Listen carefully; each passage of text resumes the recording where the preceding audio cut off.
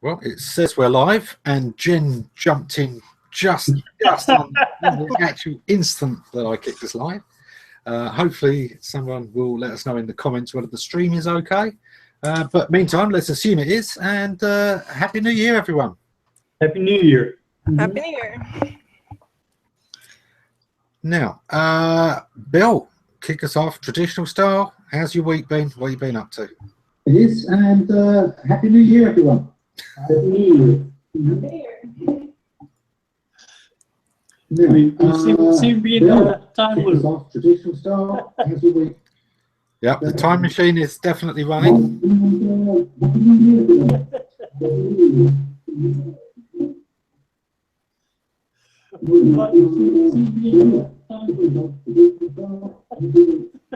The time machine is definitely running. According to this, it's yours, Bill. Okay. That's mine, huh? You've got us opening another tab there somewhere. According to this, it's There we go. Was from too many windows open, trying to find a way to get into that green room. Yes, that definitely happens. Yeah, so what have you been up to this week? So I'm getting ready to move. I'm going through the final steps. I need to send some money to the bank at this point. Let me move into my house. I'm buying furniture. Have you sorted my room out yet? What's that? Have you sorted my room out yet? I did get a second room for guests, so I've got a nice second master suite.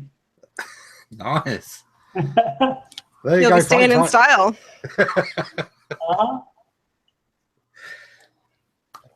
Michael. Yes, Good to sir. see you again, sir. Nice to be back. Am I supposed to be here, by the way? I just grabbed the link that I saw and I threw it in on a chance. We are a very casual event, as you probably worked out last week, although we're not usually quite as casual as that.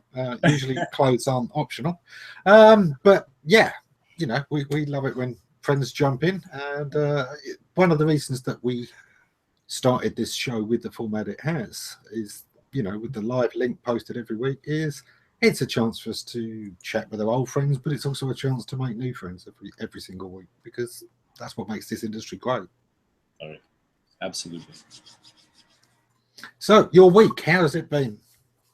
Let's think about yesterday being the sort of agreed upon New Year's holiday and a national holiday in the US. And let's just say that practically everybody I know on the planet appeared to be working yesterday. So I don't know if while taking sufficient amount of time off, I was actually glad to get back in the seat, and I thought I was kind of getting ahead of things, but I saw people taking that and sort of riding that hard in social media about how they were, hitting it hard and being an entrepreneur and getting out ahead of things and not taking that time off, and really making people feel guilty for taking a national holiday maybe. But yeah, I got some things done. I got some nice invitations to write some blog posts and things like that, and advancing some client work. Yeah, it was a good day.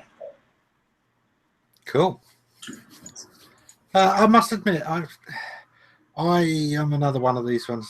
You know, the border between work and social is very slight anyway. I am who I am, and I do what I do, and sometimes that's business, and sometimes it's personal, and sometimes there isn't much difference between the two. True enough. Well, Jen, you were the next one in. So how's your week been? What have you been up to? So far so good. You know, when you work for yourself, you don't get your traditional holidays. So I was working straight through to kind of catch up from all the time I took off right around the Christmas area. So I was doing lots and lots and lots and lots of writing. And watching hockey games because Canada, yeah. Speaking of which, Terry, how are you? How's your week been? Winner. Oh, that's good. Same old, work most of the time, watch a few hockey games. Usual. Have we all sort of calmed down about New Year? Have we reached that sort of sensible age where we don't overdo it and go out partying all night? Well, I quit drinking 20 years ago, so those days are long gone for me. I haven't gone out on New Year's since. I must admit, I've got on some wild benders, but I've never sort of got to the point where I say never again. And I don't know. I don't really go out and tear up the town on a regular night out. It's more about the company for me. It always has been. But that said, some of the company I keep are some wild drinking swines, and some of those SEO events of yore are legendary, where we're all still in a bar at 3-4 in the morning, still talking away. But that's it. It's the talk. The beer just happens to be there. The beer, the whiskey, the vodka. Yeah. Speaking of taking it easy, Doc Sheldon. I mean, what was this? I read somewhere about a 9 o'clock bedtime. Actually, it was about 8:40. Oh, Yeah, I'm a real party animal. Yeah. I was supposedly going to be on vacation from the 22nd until the 4th, and I did manage to get in only a half a day on the 25th, but it just hasn't happened. So I was tuckered anyway, and everybody was over at the sister-in-law's place. So I said, well, I'll just take advantage of the peace and quiet because we got a bunch of family in. Figured I'd take advantage of the peace and quiet and get to bed early. Yeah. Dear though, before 9 o'clock and not AM. What, Doc? I don't know. Well, if it's any consolation, Ammon, I was up at 5:15 in the morning. Yeah, you're supposed to be still up at 5:15 in the morning. No? Well, in my day, but I passed my prime. We don't believe that, do we? He's having you on. Kristen, how are you? How's your week? Okay. I like, the first time you speak to be on camera, just in case you've done that chipmunk thing. I think it's always a pleasant surprise for us all. Okay. You're all right. You're not doing it. So. Okay. All right. No, I was already heading towards the refresh. no, you're good this week. It's been a quiet week for me. The highlight, I suppose, in a way, on the non-work front is always, the Christmas specials and New Year specials. Of course, this year it was Sherlock I was waiting for. It was good. It was interesting. But I won't do any spoilers because I know some of you Americans don't get to watch it straight away, but do like to keep up with the series. It's still got that good writing in there. It was an interesting one because, of course, Watson's wife is played by his real-life wife, and they've split up in recent months. So, you can see for yourself what you think it may have done or not done to the relationship in there. But yeah, that was one of the things they get asked about. That won't be an issue, I don't think, in future ones. But yeah, there wasn't that much in the Christmas specials, the things that I was interested in watching. This year, it just seemed a bit light on those. I've pretty much been in Bauhaus season. So, I mean, what do we still watch? Are we all binge watching box sets, or are there things that we still go, oh no, I tune in for that every single week? Other than the Bogus Hangout, of course. Exactly. I'm not a big TV person, so sometimes I'll like get on Netflix and like binge watch something. Like I just watched Designated Survivor, which I thought the whole premise on that was pretty cool. Other than that, I don't really watch TV. It's mostly either movies, but movies I tend to watch while I'm working, so I have one-on-one monitor, like I'm probably sure a lot of you do, and have work on another monitor. Never, ever mix the two. I'm a man. We're not built for multitasking. Well, actually, I'm a human. We're not built for multitasking. People are no good at it. Women seem to be better at tolerating it. I do it all the time. A lot of them do it a bit like my partner and some of my ex-partners, where, you know, multitasking means messing up 3 jobs in the time you could have done one. You know, Hope she's not anywhere within earshot.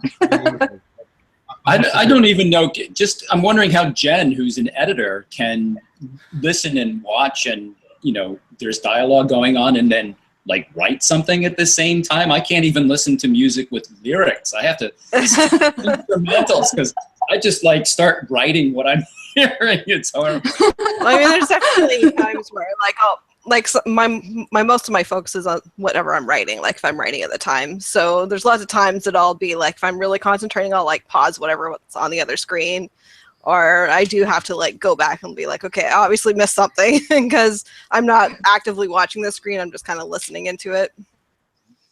Yeah, it's wonderful to be able to put things into your own time stream anymore. I just recently had my mother-in-law move into my household, and you know, she's like elderly and she's used to cable TV, so we had to get cable TV reinstalled after not having it for like a year and a half. Well, you know, I couldn't time shift things, and so when cable arrived in our household again, and my wife Michelle was like, "Hey, you know, let's watch this," and I'm like, "No, you can't watch that now." She's like, "What do you mean? I want to watch it like right now," and that's everybody's reality. It seems. Yeah, and of course, are we all like me? I've got this backlog of things that, oh yeah, I must record that, you know, and I've got entire series that I still haven't got around to starting that were on 6 months ago. That's what my Kindle collection looks like. I've got about 60 books in my box, and only about 12 of them that I've read. But it makes you rich when you've got that much material, right? You feel like, wow, I've got all this great stuff. I could just like dig in any moment now.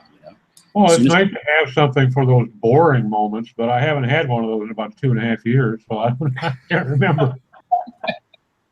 That's because you keep sleeping through them. I'll come back. Oh, you guys are wicked. You're on your way there, Ammon. Don't be poking too much fun at the old folks. You're not too far.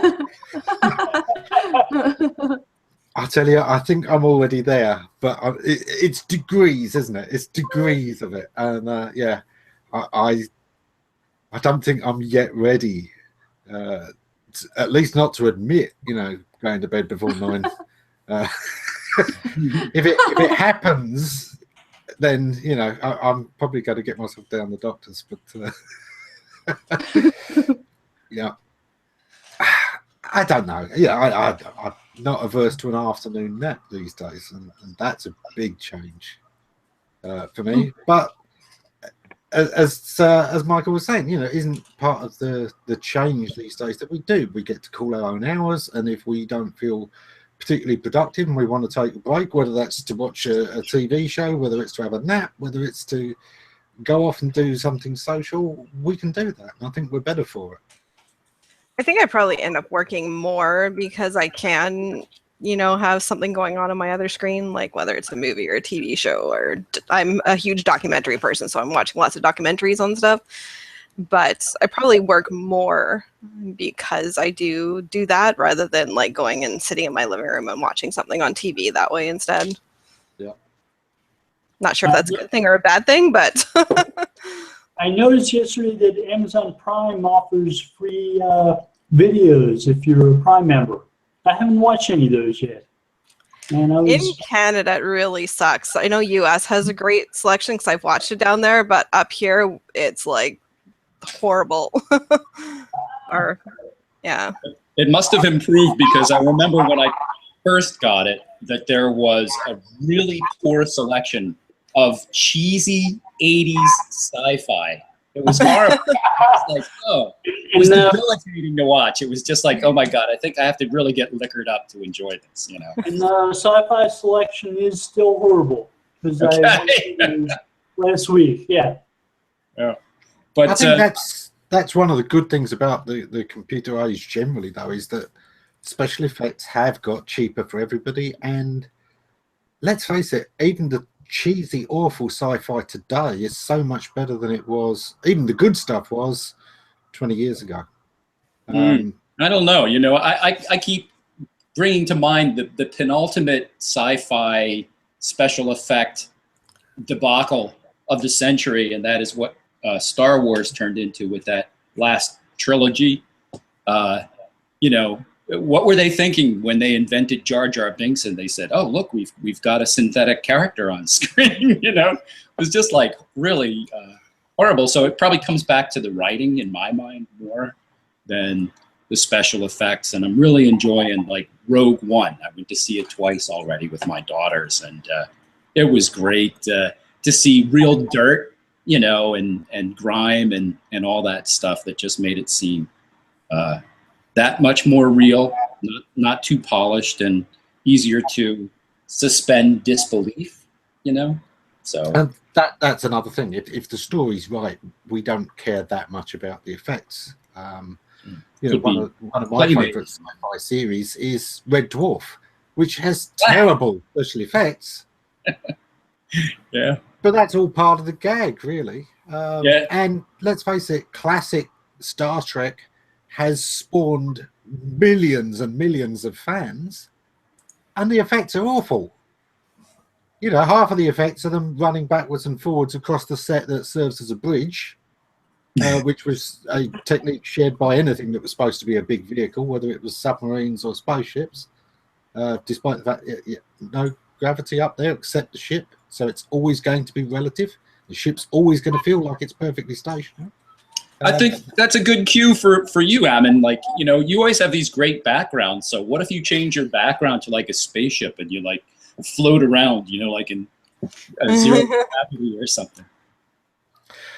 I used to do the sort of the TARDIS ones and things like that. A lot of stuff. But I just went nice and simple for the new year. Nothing particularly on my mind this week that I wanted to bring up. But I often pick one that's sort of themed with something that's on my mind, which can be dangerous. You know, people don't really want to know what's on my mind half the time. But Doc had to vanish off, but he sent his best to everyone. Let me quickly catch up with the comments because I know we had quite a few. Dawn says she's battling with the combination of a dissertation, some dodgy code, and Amazon Seller Central. But she's hoping to pop in later if she can. Zara says instead of watching TV, she's been watching the eagle hatching. There's an eagle nest near her back door, I think it is. It might be the front door. It's right by the sort of porch area, and yeah, she gets this real close-up view. And Dave has the capacity to read a book or work on a computer while listening to the Haunted Fish Tank. Yeah. I can read and have the TV as background noise. I can work and have the TV as background noise, but I'm not watching, and I will miss huge chunks of what's going on, like an hour. You know, when you get into it, you get into it. Well, especially if I'm coding, if I'm going through analytics, if I've got something that requires my attention, everything else goes by the wayside. I'm one of those people you sometimes have to tap on the shoulder as well to let them know it's dinner time. You know, if I'm working, I don't hear that shout. I don't, you know, I'm working. I'm really concentrating. My mind is there. It's elsewhere.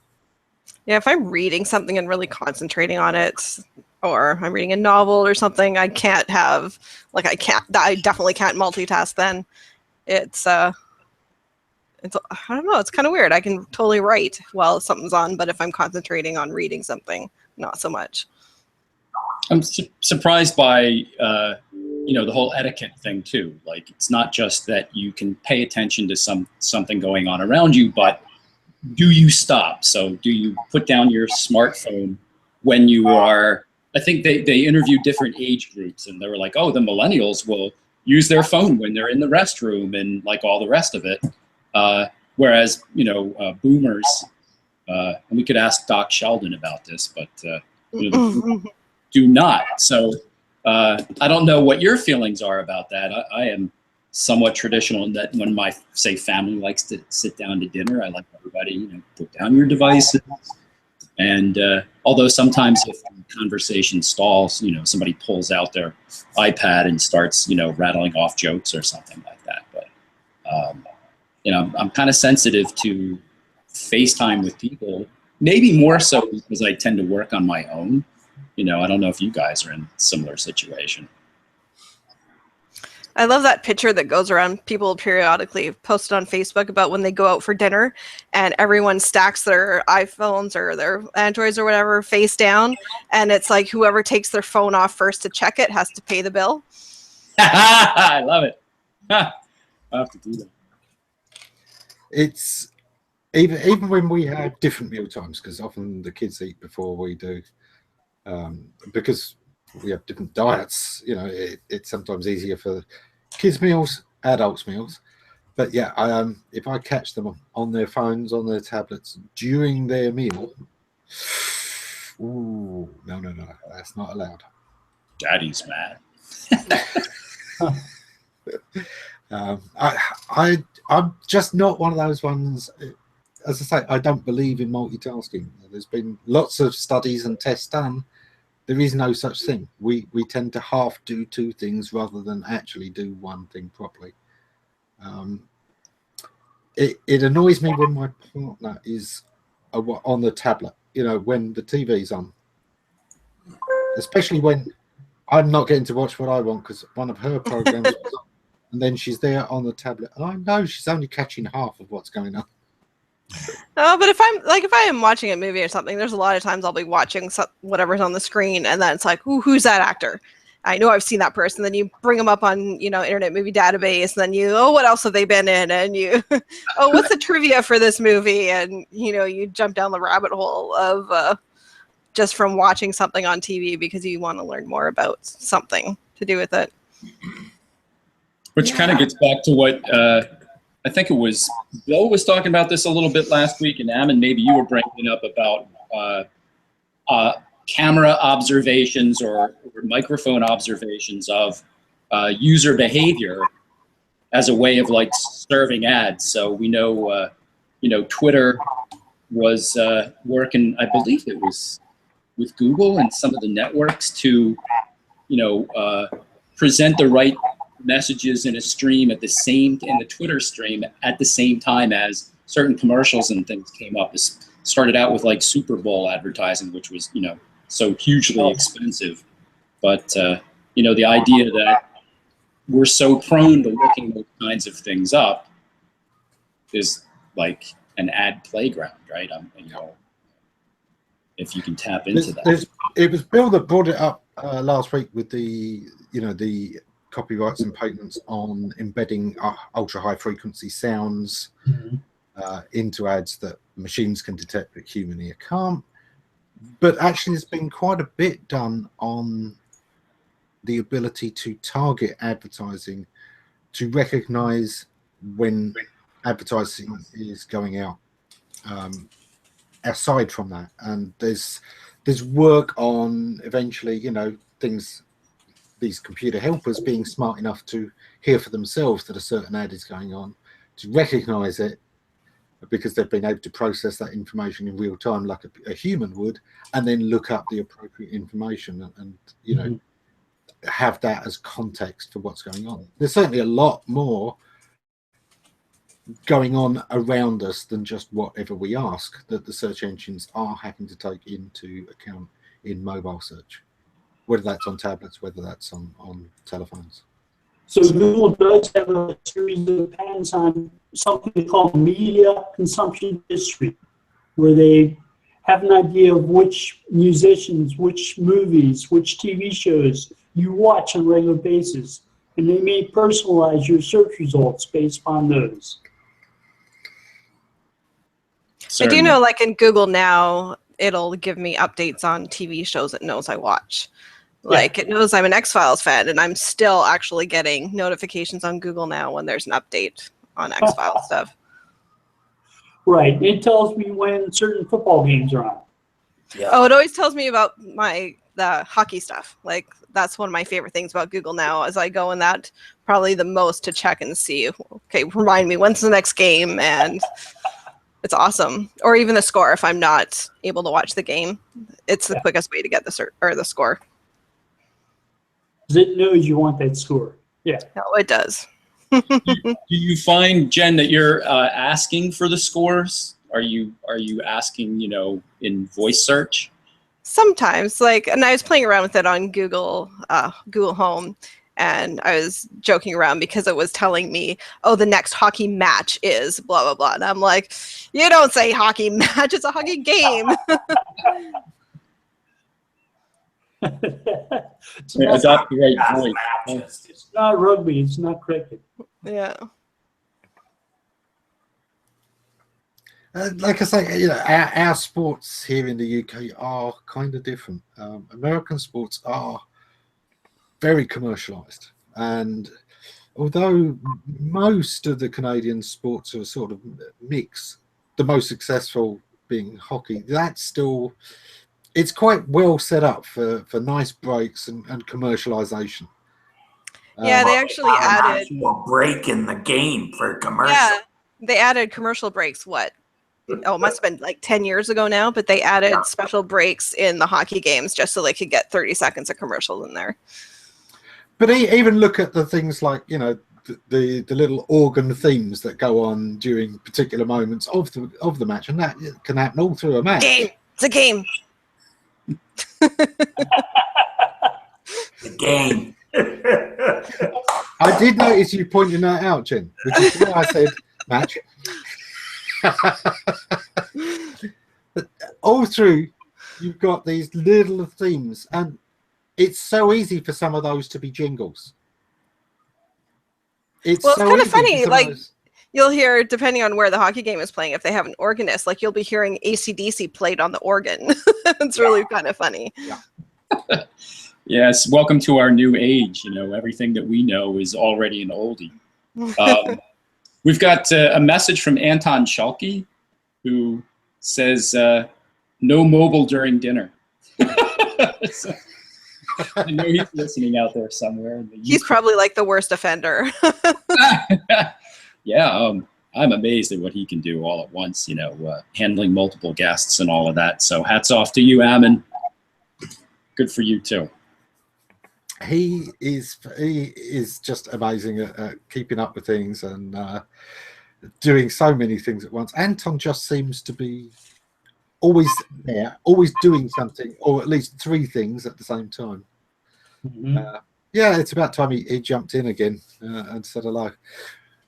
I must admit, there's a couple of people that I saw were supposed to be tuning in this week that are overdue for a visit again. Carl, who was sharing what he's up to with schema markup from the looks of it, is overdue for another visit. We haven't had Tonya Parker pop in yet. We'd quite like to see her. And Sam Wall, I was suggesting ages ago, ought to pop in rather than just catch us on replays and live. And Aidan, we know it's early, mate, but drop in, give us the Aussie connection. Mel, who have we not had yet that you just occasionally think, why haven't we had them on yet? Because there's certainly people like that for me. Have you had David Sace on? Only the one, I think, so far. Okay. Omi? Have you had Omi Cito on? We've invited him several times. He's too good for us, apparently. Turns out. Don't know what happens. Gotta tease him into it, I guess. Yeah. Yeah, we haven't caught up with David Ammon for a while, but he's popped into a few. There's a few people I'd love to chat with who just, they don't do this. They don't do this kind of thing. A couple of people from the creator site forums. I mean, I'd love to chat with Eagle and I Am Lost. Who keeps his identity so secret that he will never do one of these. But would be nice if he did. Have you had Perna on here, Perna Virgie? No, we did the Bing Q&A we're doing. We did invite, and she did get all enthusiastic when we invited. She's been traveling lots, though. Yeah, lovely, She's got a lot going on. We'll talk about Microsoft a lot, and maybe we can get her on. Yeah. I mean, we sometimes remember that they have a search engine too. What was it called? I forget. Oh, you can't forget around Christmas, because of Bing Crosby. Oh. Yeah, well, I had to watch White Christmas. I have to admit. I watch that every year too. It's like the one Christmas movie I always watch. Yeah, it's not too. I mean, yeah, okay. So yes, it is terribly sappy, but it's not like A Wonderful Life, where you better have a box of tissues waiting for you at the end of it. Yes. But I do love A Wonderful Life. That is still such a good movie. I won't watch it every year, definitely not. But I do top up regularly. And it is one of those videos in my collection. Like a lot of people, very large DVD collection. I do like my movies. I've got, several hundred DVDs that are on the shelves and a few more in boxes tucked away. Oh, yeah. Yeah, nobody wants you to have those anymore, Ammon. Everybody wants you to store the shows online, and they want to get you to pay subscriber fees every month and all that. So, be prepared to give up to the robot overlords in the cloud. In some ways, yes. In some ways, no. Yeah, I like having the DVDs. There is something about that. The cloud stuff, I don't mind cloud storage. I do think, if I'm going to be renting space, I'd like to see a lot more competition so it comes down in price. I'd like to see these things be around about $5 a month, maybe 10, but certainly not 20, $30 a month. I think that's still too expensive for virtual space. Especially when they're trying to, get us to have a new version of things we've already got. Oh yes, but now it's in the cloud. It always makes me wonder how much more money Adobe made once they moved like Photoshop and all that software over to their monthly fee. Yeah. In a way, I do understand it with things like that, because there is a need to keep them up to date. They're an expensive product, but the one-off fee doesn't cover it. And this ties into games a lot. Those AAA title games that they spend, 3 to 5 years working on to get out the door, there's a lot of maintenance that also goes on. There's a lot of years of work gone into it. It's expensive stuff, and really they need to be selling these games, if it's a one-off payment, for over $100, and then they're limited in what support they can give going forward, which is, of course, isn't what happens with a lot of good games. If your game is a hit, and most of those AAA titles do, keep being played for many years, you're committed to keeping them going, which is why they do make a lot of money though with their like micro payment kind of things, like upgrade this, get extra ammo, get extra this, that, everything else, or buy this expansion. Yeah. And Like I bet you if you like look at whatever your favorite games are, and then look, okay, you spent this much on the game, and then you bought all this extra stuff. Like the amount you probably spent on that one game, you'd probably be absolutely shocked, and like you would never sit down and be like, oh, I'm gonna pay $400 for this game. But if you go and you add it all up, you're like, oh crap. I mean, like even just what's that chick? Kim Kardashian's fashion, I don't know, whatever that app is that she has. It was doing like $1 million in sales a day of people buying virtual whatever the hell you're buying in there. I don't know. I've never played it, but the amount of money that rakes in is like absolutely astounding. Yeah. But if she produced an app that every time you pushed a button somebody slapped Kenya, that would do amazingly well. You know, maybe she should do that one next. A bodyguard next to Kenya, who every time somebody subscribes, gives him a great big slap. You've said it again. I think that could make millions. Didn't that whole model come from like Facebook games and Zynga? Partly, although they're cheaper to make in the first place. I mean, the Facebook platform was a lot quicker. I've never seen it at that scale before Zynga did it on Facebook. Oh, like even like all the Xbox games and stuff from way back, it was always like, oh, pay X amount for this map pack or this bonus thing or whatever. Yeah, but there's a lot more people on Facebook and have phones than have those consoles. This is it. We've got 3 different markets here, and it's easy to get them confused. And some of the companies deliberately, choose a mixture of the things anyway. You've got the free-to-play subscription supported things. Now, one of the games that I play that way is World of Warships. I quite enjoy that one. That is advertised about every hour on one of the stations I watch. Is it? Yeah. I actually really enjoy that game. I've been playing it for a couple of years. I wish it'd go broke so they took the commercials off. No, it's a good game. It's much more strategy based than shooter based, and that's what I really like about it. But I do like the pseudo historical element to it. It's just a nice way for me to relax, but still keep the brain ticking over. That definitely crosses a lot of boundaries.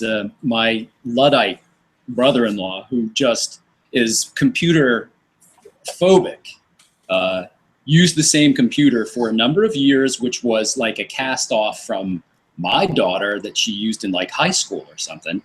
And he played World of Tanks.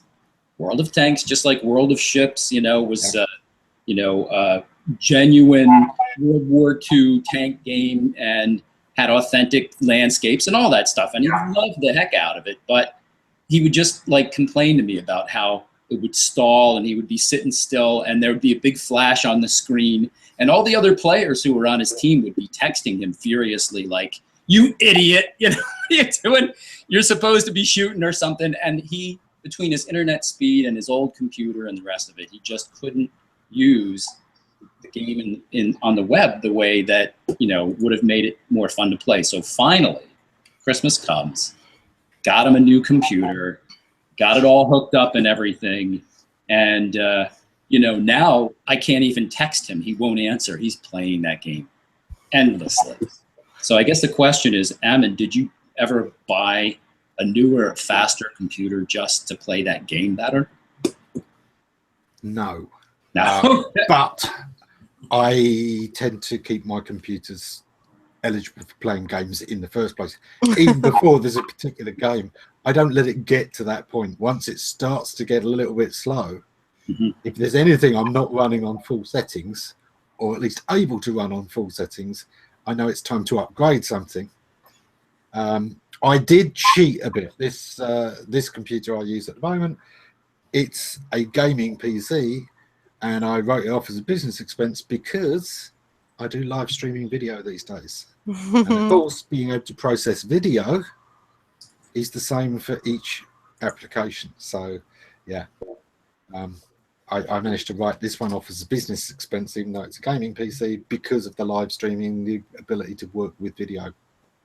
I think most office PCs now do need to have a graphic card that's a dedicated one rather than the onboard. It's okay. It's okay. But as soon as you really start to push it with anything, and including live streaming, you're getting to the point where maybe you should get a graphics card. Yeah. I just buy Dell. They break every 2 or 3 years anyhow, and you have to replace them. The only computer that you can buy that comes in a 6-pack. That's right. Yeah, you should lease them and trade them in every couple of years automatically because they break anyways.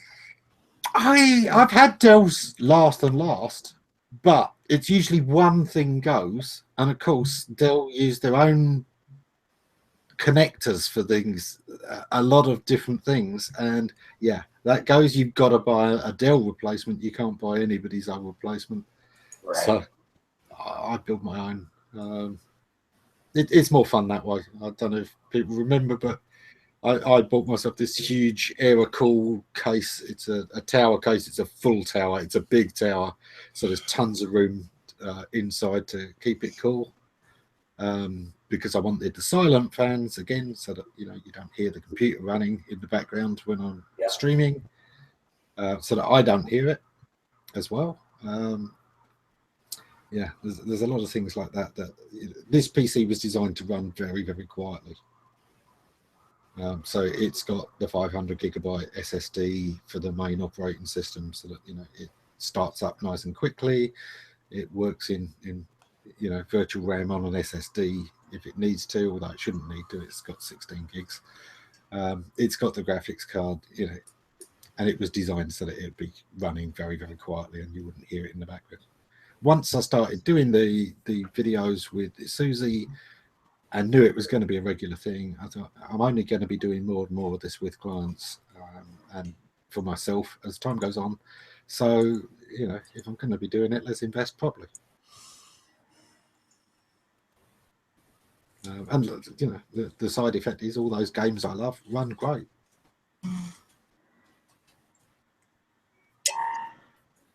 But you were saying, last week about the video quality, Michael, and half of that is very, very cheap things. The video card certainly helps, but it's the lighting that more than anything else is the big secret. There's 3 big lamps with the little umbrella stands. They didn't cost a lot. I think my entire video setup was £300 with the green screens, the stands, the lights, including the microphones and the camera. Yeah, that's nice. Yeah, that's good. I went so far as to get some lights with cups behind them or whatever, just to even things up, because so many times relying on it's kind of an aesthetic. So we still see Bill Slosky, and he's in California, and he has this existing light coming in his window, and it kind of throws his face into heavy relief, and it's fitting and it's well suited to him. But when I allow too much directional light on my own face, I start to obsess over things like are my wrinkles showing or something like that. I had to get a little light from either side, which helps even things up or whatever. It's but you're right, it's not expensive, it's easy to do, and it's something that's often neglected. I thought I was really gangbusters when I remembered to wipe the front of my webcam a little bit to get some of the grime off of it before I did podcasts. Because we're all like, Yeah, everybody's using mine for 4 years, never. I'm like, I wonder if I've ever dusted off my webcam before. All over the country, people are staring at their webcam. Wake up, America. And Canada, clean those screens. In a couple of weeks, I'm going to be working on my patio, my upstairs patio, my downstairs patio, depending on which one I have more furniture at that time. So we're going to be very envious, is what you're saying. Yeah. I hope so. Yeah, he's going to get up every now and again to throw something else on the barbie. I saw the barbecue out there, but Have some margaritas. Yeah, we're gonna watch Bill be pestered by seagulls as well. Go away. It's the birds. Yeah, but this is the thing. We now all know that he's got a nice guest suite all set up, so you know, we can take it in turns to go and invade whenever it looks nice.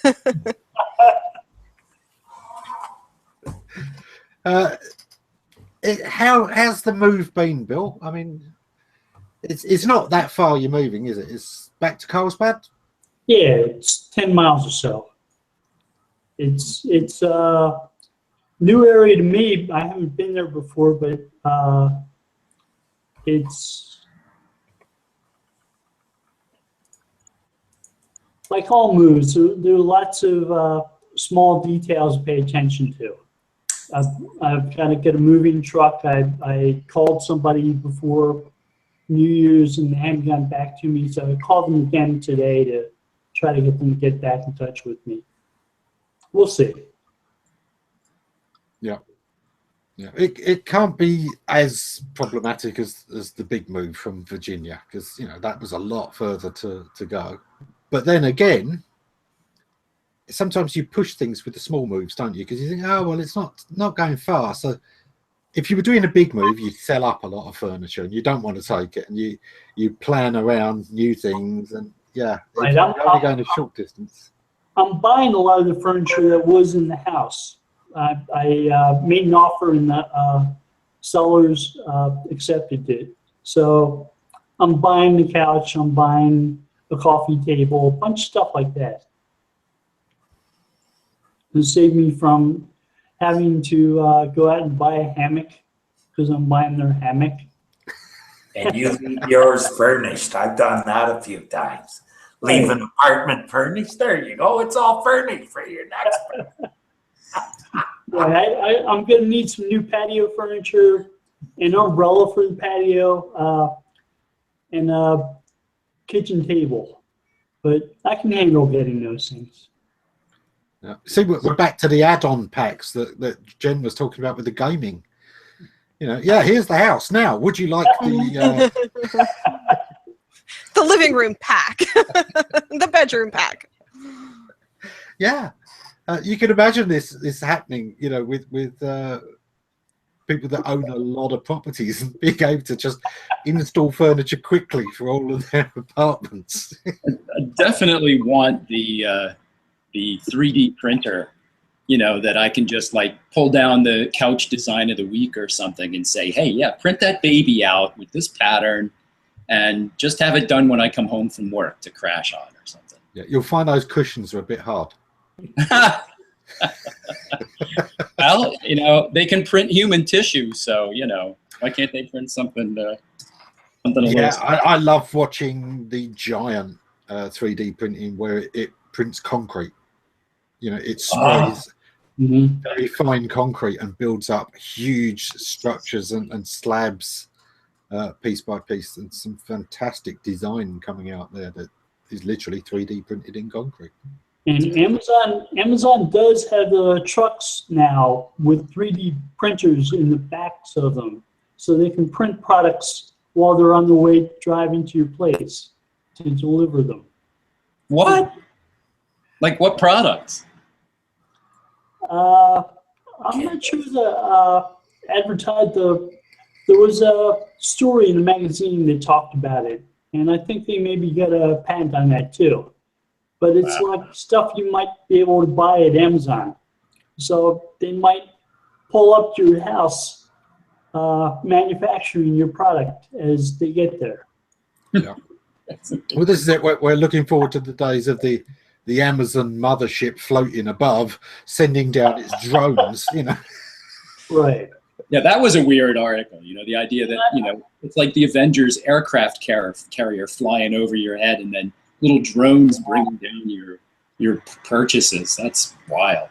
Like every time I read about it, I'm like, what happens if the drone fails and like it drops like a big box on like some unsuspecting person's head, right?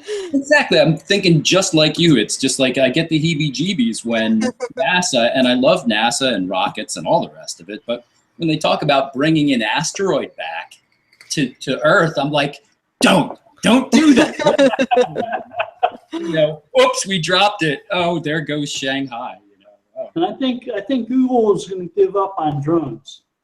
They're just going to send the robots out with products. The walking ones, the ones that are like dogs and horses, and right, the Atlas, the one that doesn't curse. Yeah. Well, we are 10 minutes to go, so let's actually prepare for once and start our roundups a little early, and then it's not like we run out of things to say if we run out of time. For Bill, what have you got coming up in the week ahead? I think I'm going to have to do some site audits sometime in the near future. We've gotten some new clients, and I can hear them being lined up for me. I'm looking forward to it. And the question, as New Year is there anything new that you're adding to audits now that you wouldn't have been doing 6 months ago? That's a good question. I'm thinking about how maybe can optimize for conversational search more. So I think spoken queries we're going to see more of. And however you have to optimize for those, I'd like to do that. Yeah, cool. Jen, what have you got coming up this week? And Nothing that exciting, just writing like usual, and I don't think I have anything planned for the next week. Right, you're not already looking up the trip to Bill's and what his patio's like? Well, it's like -2 degrees here right now, and I'm freezing. Someone told me I lived in the tropical part of Canada the other day, and I'm like, it's not feeling so tropical right now. You haven't had to dig 30 inches of snow this year. You're in the tropical part of Canada.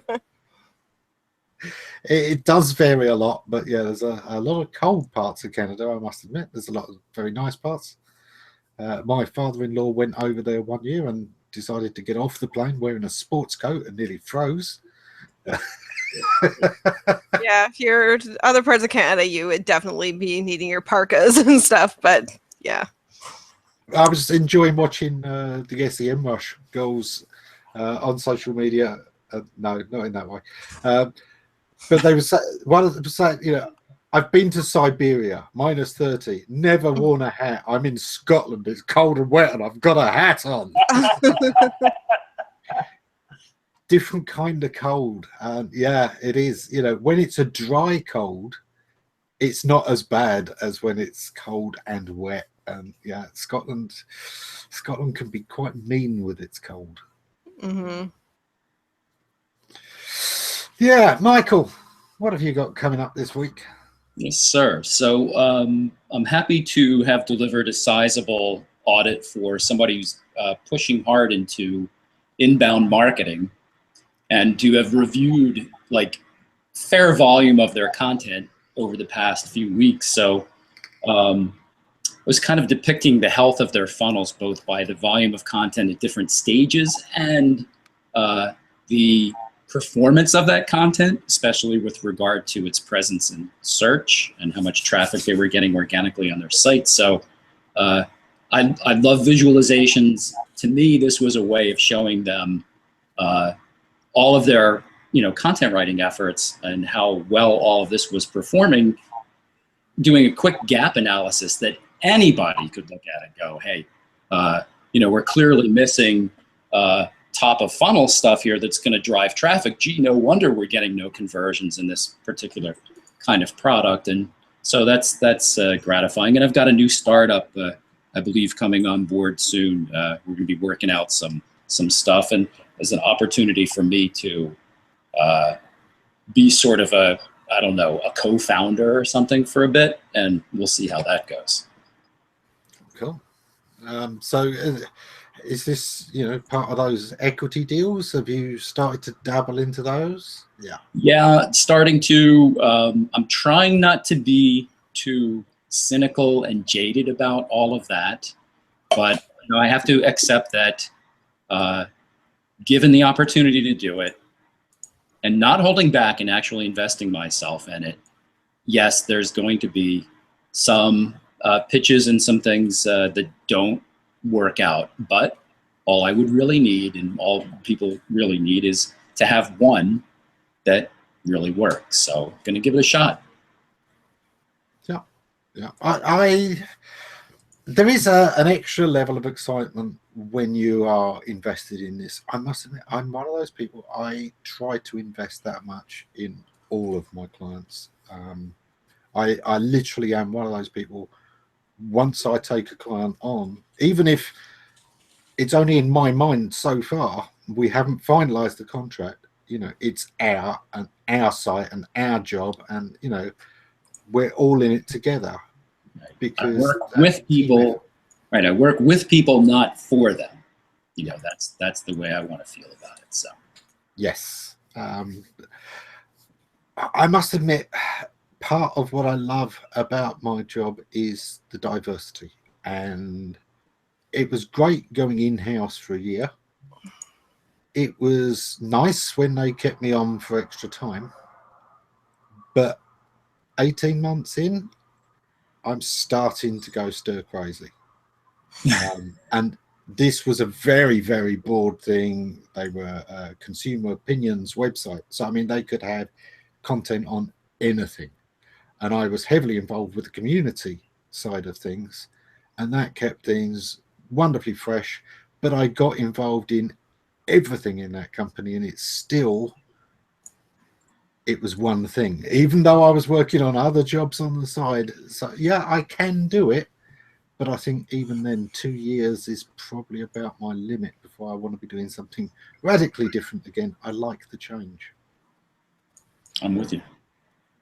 Yeah. Terry, how about you, sir? What you got coming up? I think I'm going to tackle Google News. All the plugins are pure crap, so thinking I should develop a plugin or an application I can work in WordPress to bring in the problem with Google News is you can't really store it, archive it. It shows once and then it's gone, right? Well, I'm trying to develop like a clipping service on a certain topic. And yeah, so I have to figure out a way to archive that news after it comes down fresh. Not a big deal, just capture it, upload it to a database and you're done. But I found one of the problems with WordPress plugins is very seldom is stuff stored in the database for whatever reason. It's one of those things. I see a lot of companies, obviously, as we all will, you know, they see a wonderful idea that they can monetize and they go out to do it. Most of the really successful things I have seen have been things people built for themselves, not for money. And they released it because it worked and they thought it would be useful for others as it was for them. And that's going back to, well, John Mueller. His thing that, you know, built up the sitemaps very quickly. It was phenomenally useful. Extreme PFR, who, you know, we've talked about often, he had one of the first URL shorteners. You know, there are lots of these things that are built by people for their own use, and they are phenomenally good. And often those are the more successful than the things built to be commercial. That's where Blogspot came from, Blogger. It was Pyro Labs. They built an internal communication system that used blogs. And Google said, that's interesting, we'll buy it from you for who knows how much. Sure.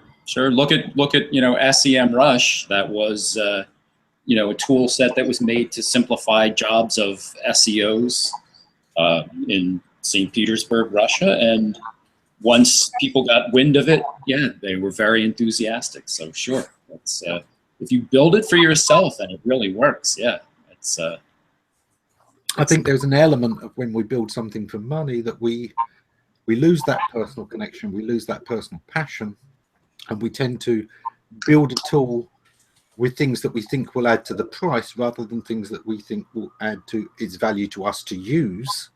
And the minute we're not thinking as a user, we're thinking as a producer of a monetized thing, we're losing something. We're losing something valuable, and I think that happens far too often.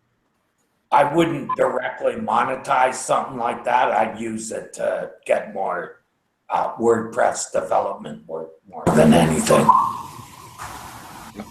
Yeah. Christine, nice to see you back again. Let's see if you've chipmunked in your absence. What are you up to this week? I don't know. Am I a chipmunk? No. For reals? No. Okay.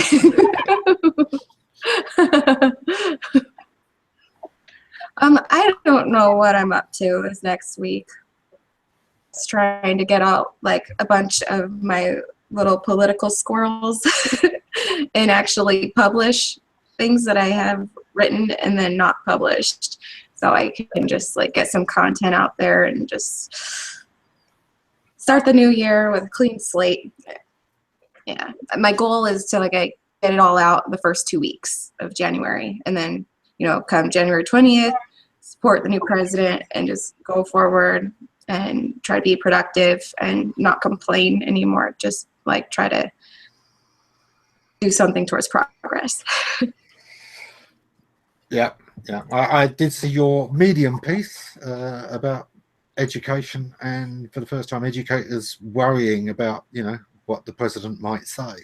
Was used to be perfectly safe to sit the kids down and expect them to watch the presidential address, because even if they weren't always the most appropriate people all of the time, Bill Clinton, they certainly would never ever do anything on a public podium.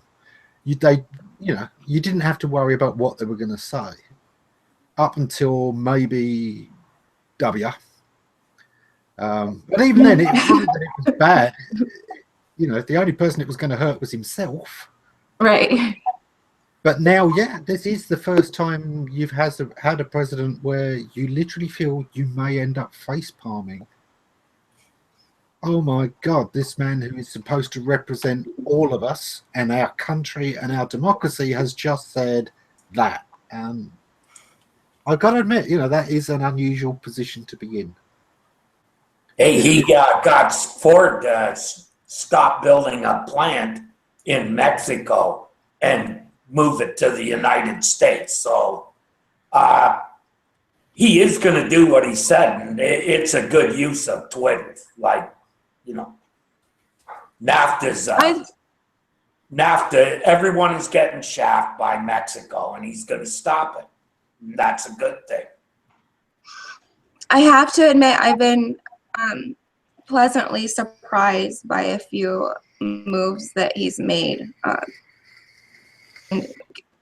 Having the GOP stop like dismantling the ethics committee before time. I mean, yes, granted, it's more about timing than substance. One could argue, however, that's just one person's argument.